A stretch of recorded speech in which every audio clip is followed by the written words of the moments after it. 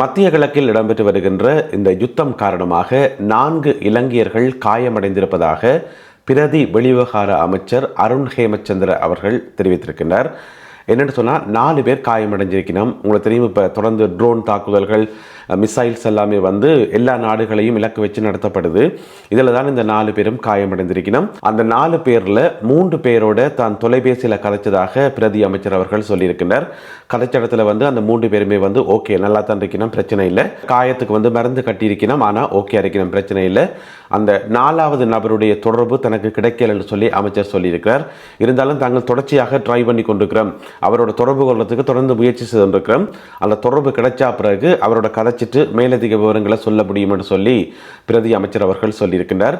எனவே மத்திய கிழக்கில் இருக்கக்கூடிய எங்களுடைய உறவுகள் நீங்கள் அவதானமாகவும் பாதுகாப்பாகவும் இருக்கணும் என்றுதான் எங்களுடைய வேண்டுகோள்.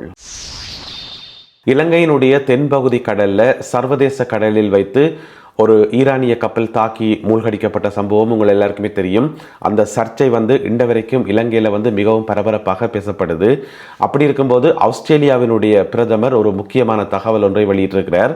அன்றைக்கு வந்து அந்த தாக்குதல் நடக்கக்குள்ள அந்த நீர்மூழ்கி கப்பல், அமெரிக்காவுக்கு சொந்தமான நீர்மூழ்கி கப்பல் இருக்குத்தானே, அதில் வந்து 3 ஆஸ்திரேலிய வீரர்களும் இருந்தார்கள், ஆஸ்திரேலிய கடற்படை வீரர்களும் அந்த நீர்மூழ்கிக்குள்ளே இருந்தார்கள் என்று சொல்லி ஒரு தகவலை வெளியிட்டிருக்கின்றார். அப்படி என்று சொன்னால் ஆஸ்திரேலியாவும் சேர்ந்து தான் இந்த சம்பவத்தில் ஈடுபட்டதா என்று கேட்டால் அப்படி இல்லை. அந்த 3 ஆஸ்திரேலிய வீரர்களும் பயிற்சிக்காக போயிருந்தவர்களாம். அதாவது வந்து ஆஸ்திரேலியாட்ட வந்து இதுவரைக்கும் இந்த அணுசக்தியில் இயங்குகிற நீர்மூழ்கி கப்பல் இதுவரைக்கும் இல்லை, இப்போதான் முதலாக வாங்க போகுது. அது வந்து யார் கொடுக்குறேன்னு சொன்னால் அமெரிக்கா கொடுக்க போகுது. அப்போ நீர்மூழ்கி கப்பல், அதுவும் அணுசக்தியில் இயங்குகிற நீர்மூழ்கி கப்பல் என்று சொன்னால் அதை ஆப்ரேட் பண்ணி பழகத்தானே வேணும், அதுக்கு ஒரு பயிற்சி வேணும் தானே. அதுக்காக ஆஸ்திரேலியாவில் இருந்து 50 கடற்படை வீரர்கள் இப்போ போய் அமெரிக்காவில் தங்கியிருக்கிறார்கள், அந்த பயிற்சியில் ஈடுபட்டு கொண்டு வருகிறார்கள். எனவே அந்த 50 பேரில் ஒரு 3 பேர் இந்த நீர்மூழ்கி கப்பல் இருந்ததாக சொல்லப்படுகிறது.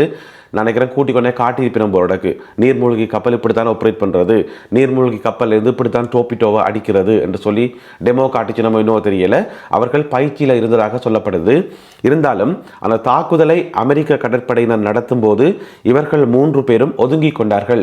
நினைக்கிறேன் இந்த நீர்மூழ்கி கப்பலுடைய பின்பகுதியில் போயிட்டு சத்தமடா இருந்திருப்பினும் போறதுக்கு அந்த நடவடிக்கையில் வந்து பங்கெடுக்கல என்று சொல்லி ஆஸ்திரேலியாவினுடைய பிரதமர் அறிவித்திருக்கின்றார். இதே நேரம் இந்த சம்பவம் இன்னமுமே இலங்கையில் மிகவும் பரபரப்பாக பேசப்படுது.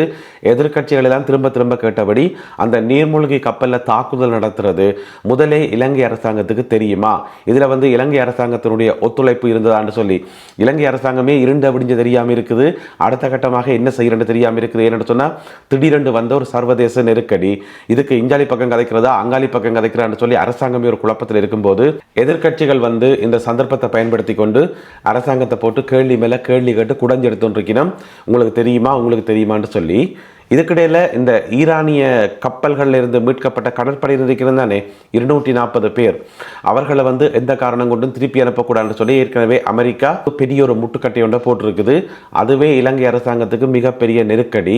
இந்த சந்தர்ப்பத்தில் வந்து இலங்கையினுடைய வெளிவிவகார அமைச்சர் விஜித ஹேரத் வந்து இப்போ இந்தியாவில் நிற்கிறார், நியூ டெல்லியில் நிற்கிறார்.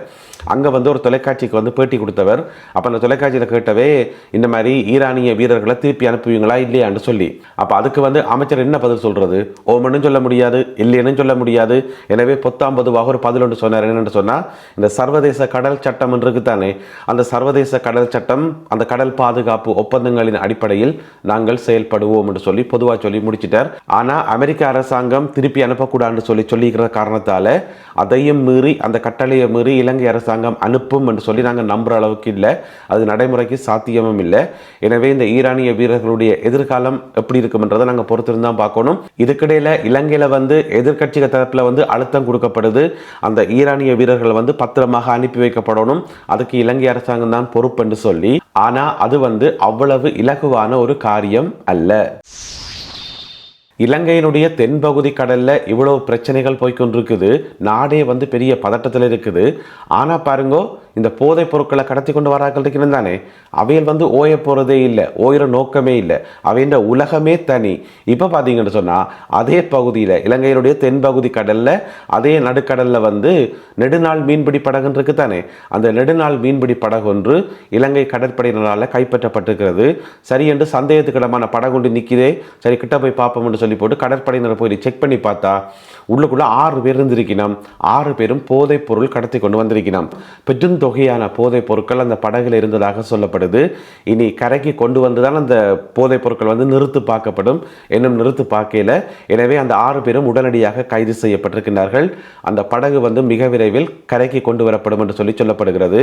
யோசிச்சு பாருங்க, தென்பகுதி கடல்ல வந்து இவ்வளோ பிரச்சனைகள் போய்கொண்டிருக்குது. ஆனால் இவைக்கு வந்து கொஞ்சம் கூட பயமே இல்லை. இந்த மாதிரி போதைப் பொருட்களை கடத்தி கொண்டே வரினம்.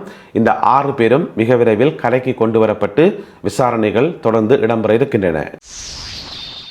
யாழ்ப்பாணம் ஊர்காவல்துறையில் 368 கிலோ கஞ்சாவுடன் நபர் ஒருவர் கைது செய்யப்பட்டிருக்கின்றார்.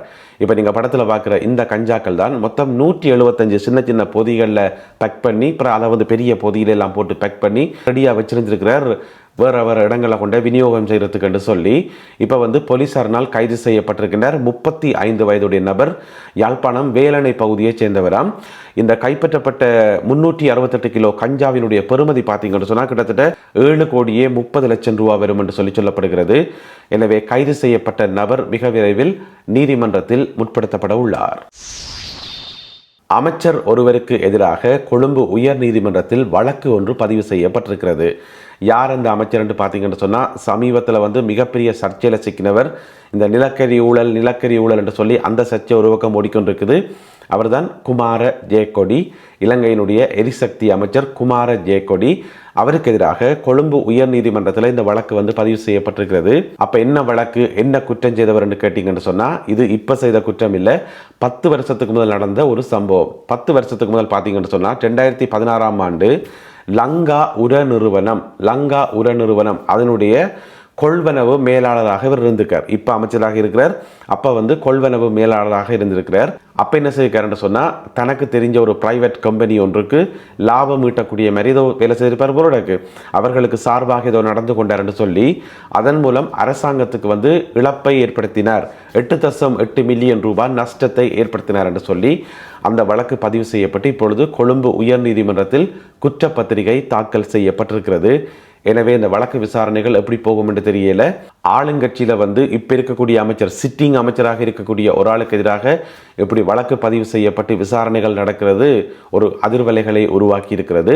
எனவே இந்த வழக்கினுடைய அடுத்த கட்டம் எப்படி இருக்கும், அமைச்சர் பதவி விலகுவாரா அல்லது பதவி விலக்கப்படுவாரா என்பதையெல்லாம் பொறுத்து வந்து பார்ப்போம். மத்திய கிழக்குக்கான ஸ்ரீலங்கன் ஏர்லைன்ஸ் விமான சேவையினுடைய சேவைகள் நிறுத்தப்படுவதாக அறிவிக்கப்பட்டிருக்கிறது. இப்போ முதல் கட்டமாக பார்த்தீங்கன்னு சொன்னால், இன்றைக்கு ஞாயிற்றுக்கிழமை இரவு 11:59, அதாவது நள்ளிரவு வரை இந்த சேவைகள் வந்து நிறுத்தப்படுதுன்னு சொல்லி.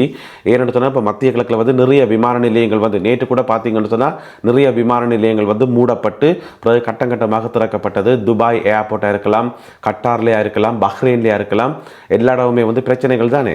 அதனால ஸ்ரீலங்கன் ஏர்லைன்ஸ் விமான சேவை வந்து இன்றைக்கு ஞாயிற்றுக்கிழமை இரவு 12 மணி வரைக்கும் 11:59 வரைக்கும் தற்காலிகமாக நிறுத்தப்படுது. அதுக்கு பிறகு மேலதிக தகவல்கள் வெளியாகும் என்று சொல்லப்படுகிறது. நீங்கள் ஸ்ரீலங்கன் ஏர்லைன்ஸ் விமான சேவையினுடைய வெப்சைட்டுக்கு போனீங்கன்னு சொன்னால், இணையதளத்துக்கு போய் மேலதிக விவரங்களை பார்க்கலாம். இலங்கையில இருந்து நீங்கள் தொடர்பு கொண்டு ஏதாவது தகவல்கள் கேட்க போறீங்கன்னு சொன்னால் 1979 1979 இந்த ஹாட்லைனுக்கு வந்து நீங்கள் தொடர்பு கொண்டு மேலதிக விவரங்களை பெற்றுக்கொள்ள முடியும் என்று சொல்லப்படுகிறது.